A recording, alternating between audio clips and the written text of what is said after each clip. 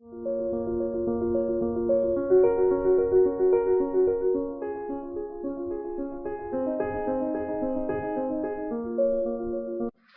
बच्चों, अब देखेंगे ZnS सॉलिड। क्या ZnS सॉलिड? तो ZnS सॉलिड में क्या होता है, सबसे पहले हम डिसाइड करेंगे कि एनायन क्या होता है एंड कैटायन क्या होता है। तो आपको ये याद रखना है कि एनायन बड़ा होता है और कैटायन छोटा होता है। तो देखो, एनायन जो बड़ा होता है वो FCC लेटाइस बनाता है। क्या बनाता है? FCC। इसके बदले में आप CCB भी लिख सकते हो। कभी कभी क्वेश्चन में देते हैं कि कोई एक आयन दे देंगे और बताएंगे कि CCB बना रहा है। और कैटायन क्या है? तो कैटायन अल्टरनेटिव टेट्राहेड्रल वर्ड क्या बना है? Alternative tetrahedral. समझ में आ रहा है? कैटायन क्या बना रहा है? Alternative tetrahedral word. समझ में आया? तो अब देखो कि इसके लिए हम सबसे पहले Z निकालेंगे। क्या निकालेंगे? Z। It's called effective number of atom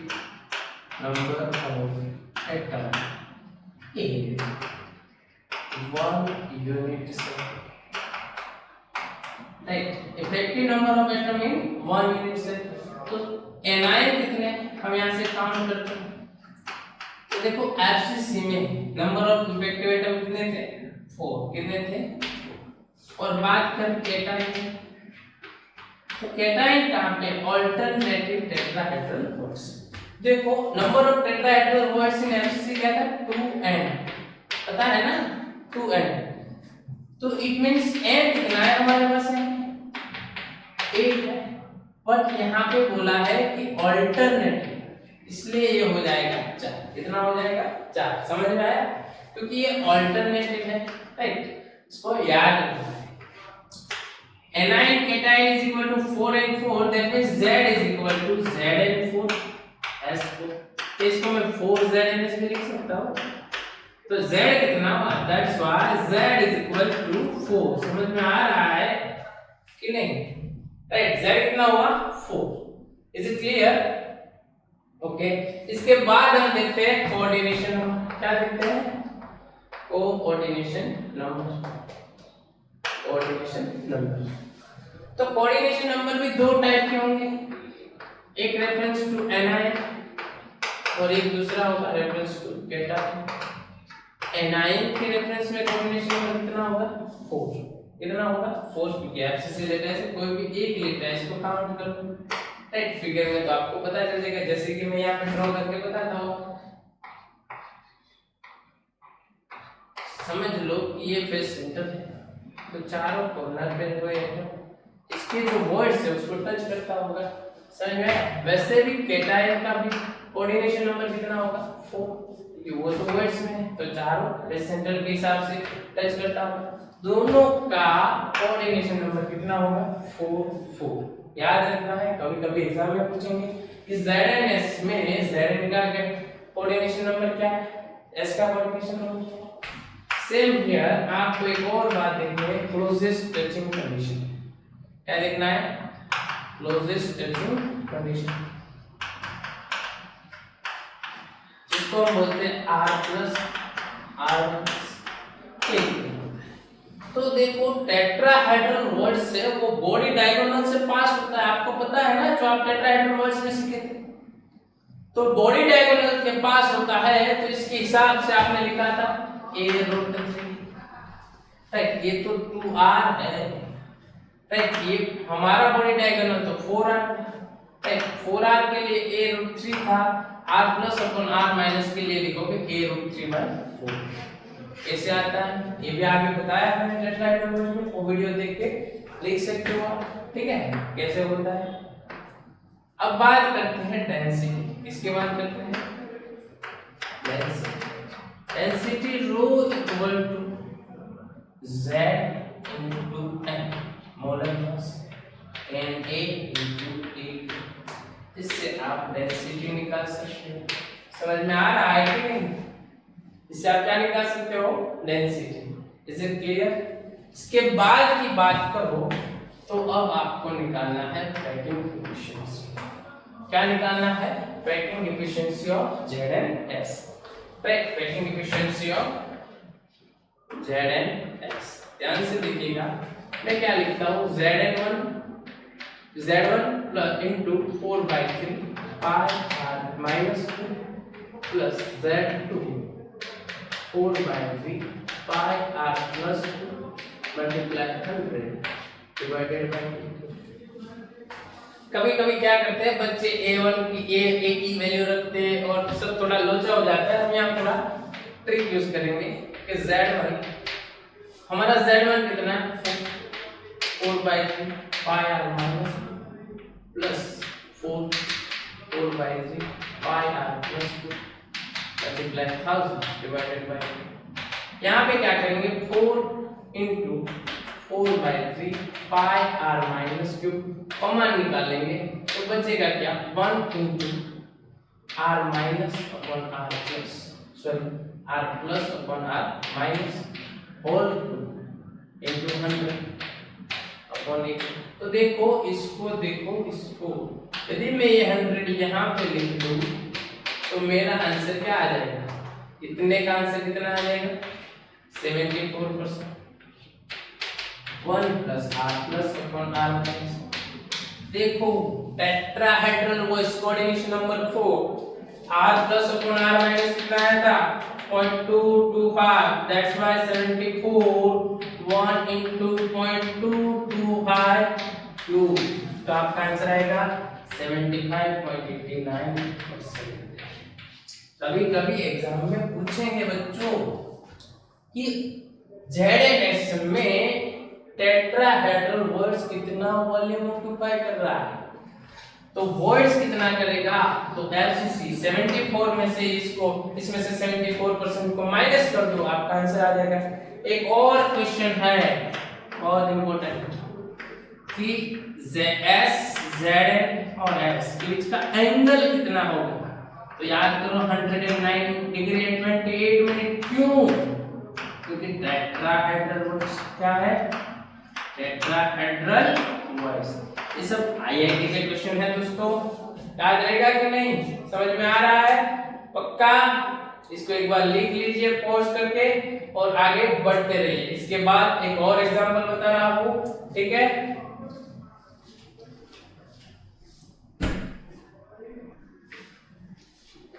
okay बच्चों, तो अब दूसरा एग्जांपल बता रहा हूं जिसको बोलेंगे AB2 टाइप स्ट्रक्चर। क्या बोलेंगे, AB2 टाइप स्ट्रक्चर। ये हमारा तीसरा एग्जांपल है, इसको हम बोलेंगे फ्लोराइड टाइप। इसके एग्जांपल के साथ बताओ तो हमारा जो एग्जांपल है CaF2 SiF2 देखो कैसे होता है। अभी ध्यान दीजिएगा कि थोड़ा ये डिफिकल्ट है। अगले एग्जाम में आप कुछ ऐसे पढ़े थे कि एनायन बड़ा होता है, कैटायन छोटा होता है, बट यहाँ पे कुछ अलग है। एनायन छोटा और कैटायन क्या है, कैटायन बड़ा है। और से देखिए तो इसके हिसाब से मैं आपको बता रहा हूं कि anion occupy was all tetrahedral were and cation occupy